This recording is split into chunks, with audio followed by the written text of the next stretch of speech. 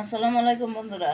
আমি রান্না করব সেই বাইলা মাছ। পেঁয়াজটা বোনা করবো, দেখুন কীভাবে করি। চুলায় কড়াই বসেছি, কড়াইতে তেল দিয়েছি, তেল গরম হয়ে গেছে। এখন গোটা জিরে দিয়ে দেবো কিছুটা।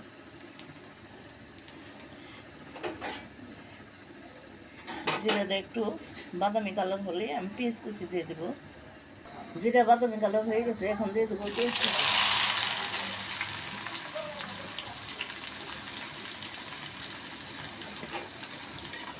পেঁয়াজটা আমি সুন্দর নরম করে ভেজে নেব।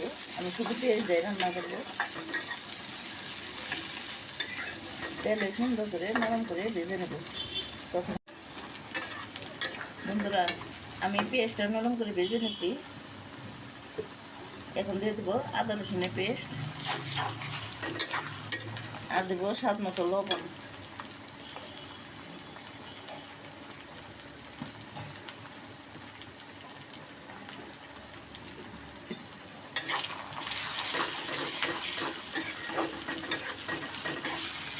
আমি এখন হলুদের গুঁড়া, মরিচের গুঁড়া দিয়ে দেবো। মরিচের গুঁড়া, হলুদের গুঁড়া,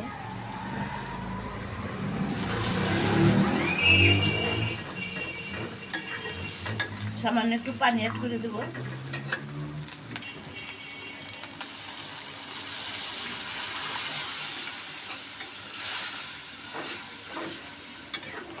মশলাটা সুন্দর করে কষিয়ে নেব।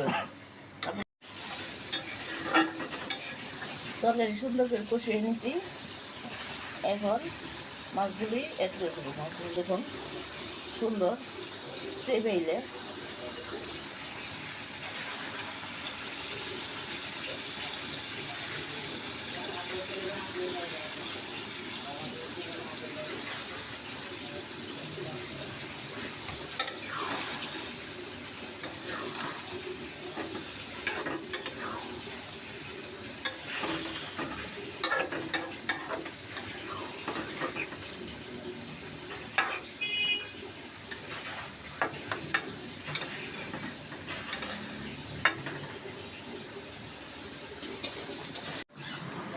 বন্ধুরা, এখন কিছুটা কাঁচামরিচ ছেড়ে দিয়ে দেবো।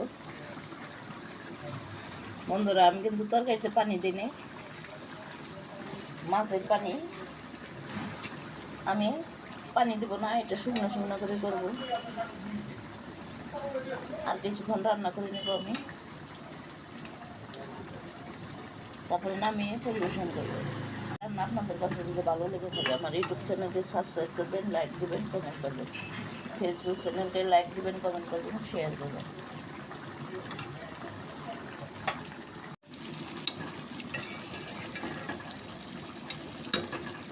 বন্ধুরা, আমার তরকারি রান্না কমপ্লিট। এখন নামিয়ে পরিবেশন করবো।